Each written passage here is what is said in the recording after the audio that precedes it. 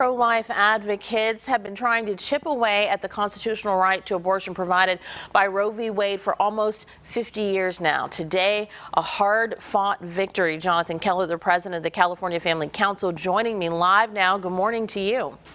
Good morning. It's great to be back with you. How are you feeling this morning now, having heard the final word from the Supreme Court? Well, honestly, it's a little surreal. Just speaking on a personal level, if I could for a moment, I began my involvement with the pro-life movement as a freshman in high school. I was 14 years old and began working to help mothers who were facing unplanned pregnancy by volunteering at a local pregnancy resource center. I went and passed out pro-life literature outside of public high schools and outside of abortion clinics. And that was 25 years ago. It's kind of hard for me to believe that after 49 years, Roe is actually over. It's something that has been a huge part of my life for the last 2/3 of my life. And it still, I think, in some ways has not quite sunk in yet. Yeah, I'm sorry. As our Aton Wallace was just reporting, the situation in California is much different than in other parts of the country. Things really won't change here. So how does the California Family Council proceed here? Well, I think a very important thing, as you said and as we heard from Senator Nielsen, is that there will not be immediately much of a difference for an average person here in California. And I think if you're an abortion rights supporter, then that's good. But if you're a pro-life advocate like myself, I think it does show how much more work we still have to do. And I am grateful, of course, that the Supreme Court sent this decision back to the states. But I'm also cognizant of the fact that the legislature, you heard from Senator Pan, they are really not going to take this decision lying down. They're going to fight back, and they're going to actually try to expand abortion in the state of California. And I think it's incumbent upon all of us, if we identify as being pro-life, if we are believing that life is sacred, that life begins at conception, it's really now an opportunity for us to kind of put our money where our mouth is and to say that California is a wonderful state. We have so many resources. Can't we do better than abortion? Not just for the women who live here, but also for women that might even consider coming here for an abortion.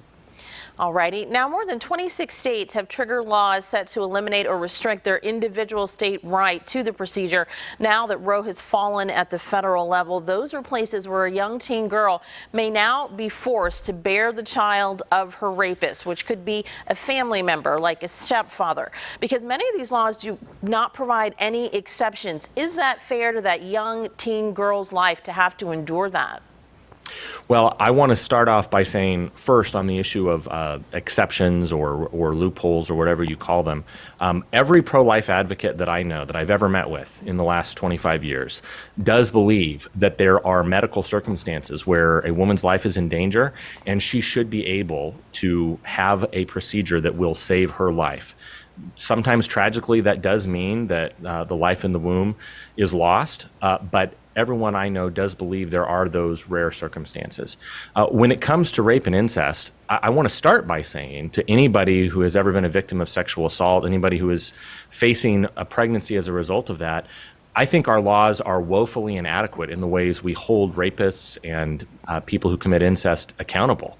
I think we need to do more. My question is about having that young girl being forced to carry and bear the child of her abuser. Is that fair to her life? We hear very often in this debate, and we have over these 50 years, about how this isn't fair to the life of the unborn. What about an abused young girl who has to give birth now in many of these states to the child of her attacker?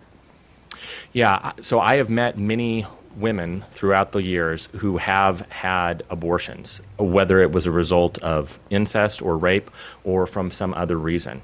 And almost universally, all the women that I have spoken with and met, they have regret and they do wish that they would have made a different choice.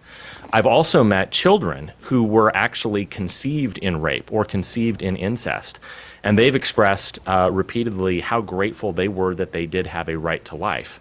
So I think that is obviously, I think the most difficult scenario that you can face is a pregnancy as a result of rape and incest. I would say, however, when I've spoken with those women and men that were born, they have asked, why should I have to face the death penalty because of a crime that my father committed? Alrighty, we were going to have to put a pin in it right there. But of course, we're going to be following this situation throughout our news day. We certainly appreciate your perspective this morning. Thank you.